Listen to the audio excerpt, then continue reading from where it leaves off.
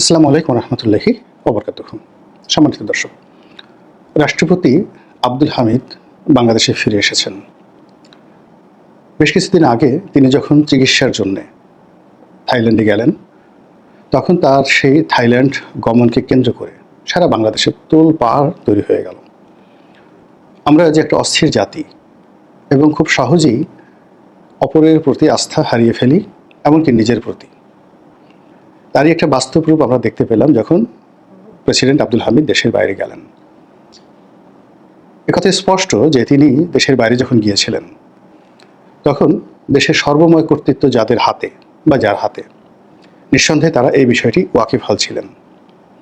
কিন্তু যখন তার দেশ ত্যাগের পর গুঞ্জন শুরু হলো, আমাদের দেশে একজন রাষ্ট্রযন্ত্রে বা প্রশাসন যন্ত্রে কাউকে খুঁজে পেলাম না যার ব্যক্তিত্ব রয়েছে, সৎ সাহস রয়েছে এবং যার পেছনে মানুষের মতো মেরুদণ্ড রয়েছে।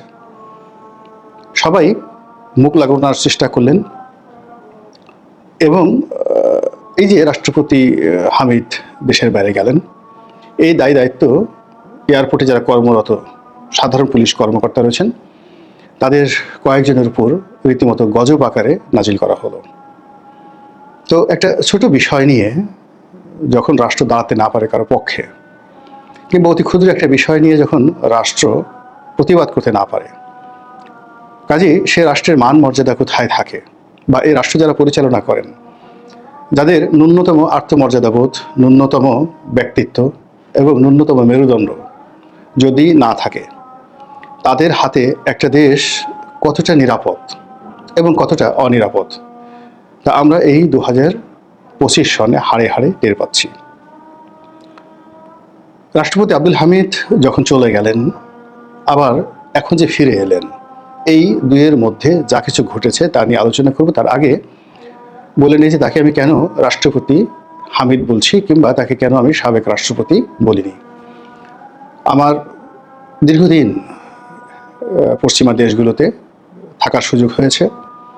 সেখানে যত সামান্য সে দেশের রাষ্ট্র অর্থনীতি রাজনীতি নিয়ে পড়াশোনা করার সুযোগ হয়েছে সেই দেশেরই রাষ্ট্রীয় মদদে, অর্থাৎ রাষ্ট্রীয় স্কলারশিপে। তো সেখানে আমি দেখেছি যে জনপ্রতিনিধিদের যে সম্মান ওটা আমৃত্যু অক্ষুণ্ণ থাকে এবং তাদের যে পদ পদবি ওটি কখনো স্থানকাল পাত্রভেদে হেরফের হয় না। যেমন ধরুন একজন সিনেটর সাবেক, আমাদের দেশে সাবেক বলি, বা একজন মন্ত্রী বা এমপি সাবেক, কিন্তু আমেরিকাতে ওটা বলে না, ইউরোপে ওটা বলে না। যেমন তারা বলে সিনেটর জন, তো দেখা গেল তিনি 10 বছর আগে সিনেটর ছিলেন। কিংবা বলা হয় প্রেসিডেন্ট ক্লিন্টন, প্রেসিডেন্ট বুশ, কিন্তু তারা এখন আর প্রেসিডেন্ট নন। তো তারা তাদের যে রাজনৈতিক ব্যক্তিত্ব, সেই রাজনৈতিক ব্যক্তিত্বকে ওইভাবে সম্মান করেন। কিন্তু আমরা তৃতীয় বিশ্বের যেমন মানসিকতা, আমরা হলো যে যখন আমরা চেয়ারে থাকি, ক্ষমতায় থাকি, তখন আমাদের পায়ের কাছে সবাই লুটোপুটি খায়। আর যেই মুহূর্তে আমরা ক্ষমতা হারাই রাজনীতিবিদরা, অমনি তার যে একটা স্বাভাবিক অবস্থান আছে, তিনি যে একটা মানুষ বা তার একটা সামাজিক রাজনৈতিক পরিচয় আছে, সব ভুলে গিয়ে তাকে আমরা যতটা অপদস্থ করা দরকার ঠিক ততটাই অপদস্থ আমরা করে ফেলি। তো আপনি যদি পশ্চিমা গণতন্ত্রের ধারক বাহক হন, তাহলে আমাদের দেশে অতীতে যারা প্রেসিডেন্ট ছিলেন, ইনক্লুডিং খন্দকার মোশতাক, তাদেরকে প্রেসিডেন্ট হিসেবে সম্বোধন করতে হবে। প্রেসিডেন্ট জিয়া, প্রেসিডেন্ট শেখ মুজিবুর রহমান, এভাবে বলতে হবে। তো যাই হোক, সেই কালচারে আদিষ্ট হয়েই বা অদিষ্ট হয়ে বা প্রভাবিত হয়ে আমি জনাব আব্দুল হামিদ সাহেবকে প্রেসিডেন্ট হামিদ বলে সম্বোধন করলাম। দ্বিতীয়ত, তিনি যখন গেলেন, তিনি আমাদের এই জাতির জন্য যে সেবা করেছেন, বৃহত্তর ময়মনসিংহ, কিশোরগঞ্জ এবং কিশোরগঞ্জ ময়মনসিংহের সাথে সংশ্লিষ্ট আরও কিছু ভাটি অঞ্চল, বিশেষ করে সুনামগঞ্জ, এই অঞ্চলে 1969 থেকে আজ অবধি জনাব আব্দুল হামিদ একটি ব্র্যান্ড নেম।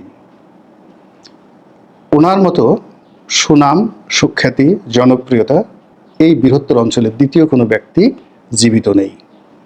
ওনার আগে যদি কেউ থেকে থাকেন, যেমন সুরঞ্জিত সেনগুপ্ত ছিলেন, আব্দুল সামাদ আজাদ সাহেব ছিলেন, জাতি শ্রদ্ধা ভরে তাদেরকে স্মরণ করে। আওয়ামী লীগ নেতা আব্দুল মান্নান সাহেব ছিলেন, অত্যন্ত টাঙ্গাইলের মান্নান সাহেব, খুবই সম্মানিত ব্যক্তি ওই বেল্টের। কিন্তু জীবিত ব্যক্তির মধ্যে জনাব আব্দুল হামিদ সবচেয়ে জনপ্রিয় সবচেয়ে গ্রহণযোগ্য এবং একটা জীবন্ত ইতিহাস, জীবন্ত কিংবদন্তি। তো এই মানুষটি 7বার 8বার জনগণের ভোটে নির্বাচিত হয়েছেন। আপনারা যারা রাজনীতি করেন, চোখে পানি এসে যায়। একবার এমপি হওয়ার জন্য মানুষ জীবন যৌবন শেষ করে দেয় এবং তার সব কিছু সে বিসর্জন দিয়ে হলে সংসদ সদস্য হতে চায়।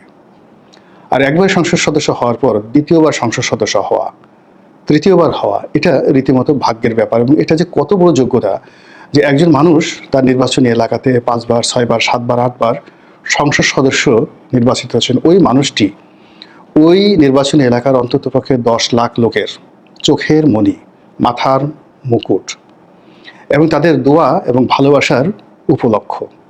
কাজেই ওই ধরনের মানুষকে যখন কেউ অপমান করে, 10 লক্ষ মানুষের অনুভূতিকে অপমান করা হয়। তো কাজেই তিনি তার জীবনের প্রায় 60টি বছর, 60 ইয়ার্স তিনি রাজনীতির পেছনে ব্যয় করেছেন এবং সফলতম। তৃণমূল থেকে একেবারে তার জীবন শুরু হয়েছে সংসদ সদস্য দিয়ে। তিনি কখনো মেম্বার চেয়ারম্যান দিয়ে রাজনীতি শুরু করেননি। সেখান থেকে ডেপুটি স্পিকার ছিলেন এবং 2বার রাষ্ট্রপতি। তার কর্মকাল, তার ব্যক্তিগত জীবন, তার ব্যবহার, কোনো কিছু নিয়ে রাজনীতির যারা স্টেক হোল্ডার কেউ কখনো অভিযোগ করেননি। তিনি যখন স্পিকার ছিলেন, আওয়ামী লীগের লোকের চাইতে বিএনপির লোকজন তাকে ভালোবাসতেন।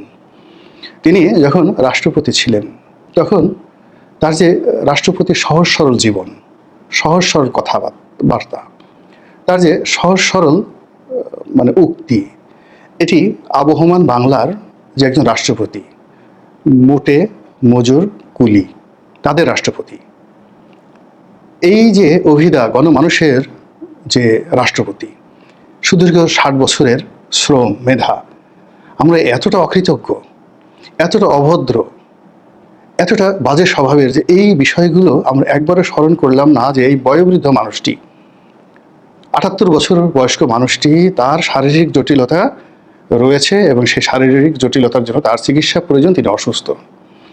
আমরা তাকে দ্বিধার্সে গালিয়ে দিলাম এবং তিনি দেশ থেকে পালিয়ে গেছেন অনেকটা দস্যু বনহুরের মতো, অনেকটা সেই গডফাদার, ম্যারিও পুজোর গডফাদারের মতো তিনি সবার চোখে ধুলো দিয়ে তিনি সেখান থেকে পালিয়ে গেছেন।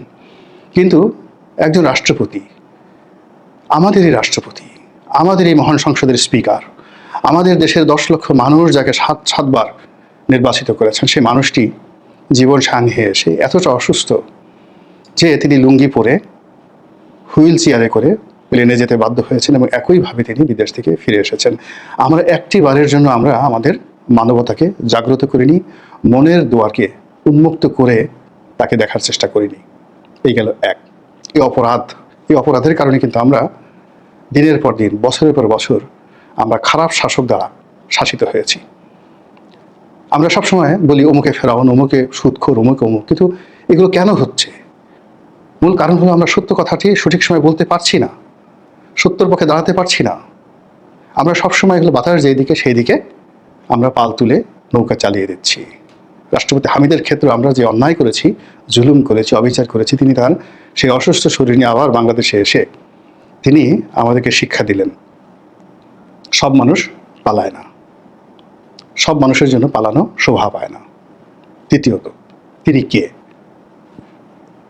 তিনি সেই ডক্টর মোহাম্মদ ইউনূসের মতো কোনো পিএইচডি ডিগ্রি হোল্ডার নন। তিনি দেশ বিদেশ থেকে কোনো ডিগ্রি প্রাপ্ত অতি পণ্ডিত ব্যক্তি নন। তিনি আমাদেরই রাষ্ট্রপতি, আমাদেরই হামিদ ভাই।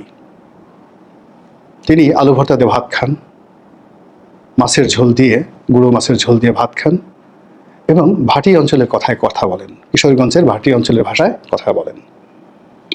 তিনি সেই ব্যক্তি, জীবনের শুরু থেকে সেই পর্যন্ত একটা আদর্শ তিনি ধারণ করে রেখেছেন।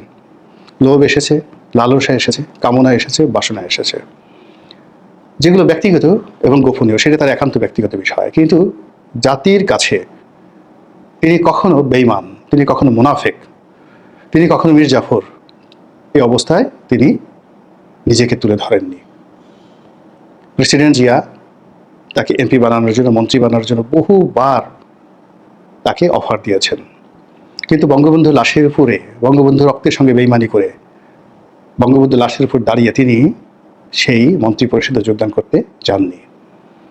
খন্দকার মুশতাক তাকে প্রস্তাব দিয়েছিলেন মন্ত্রী হওয়ার জন্য, তিনি যাননি।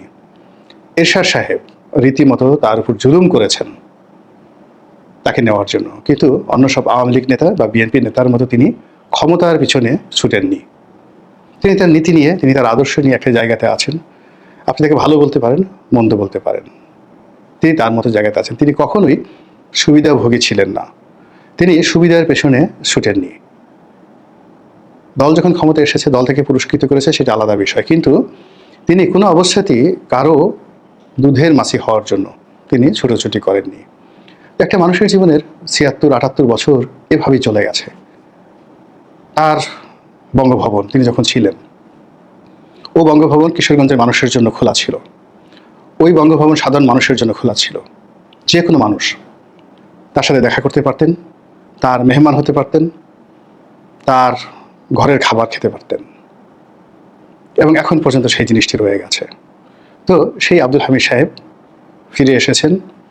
আমি তার দীর্ঘায়ু কামনা করি, তার সফলতা কামনা করি, এবং মনে করি যে তার মতো মানুষ এই বাংলায় আরও বেশি বেশি জন্ম নিক, স্রোতের প্রতিকূলে দাঁড়িয়ে থাকুক, ফাঁসির মঞ্চে গিয়ে সত্য বলুক, এবং সমস্ত লোভ লালসাকে পায়ে মারিয়ে সত্য এবং ন্যায়ের পক্ষে অবিচল থাকা যে মানুষগুলো, তারা জনাব আব্দুল হামিদ, আমাদের মহামান্য রাষ্ট্রপতি আব্দুল হামিদ, তার জীবন থেকে এবং জীবনের আদর্শ থেকে শিক্ষা গ্রহণ করুক, এই হোক আমাদের ব্রত।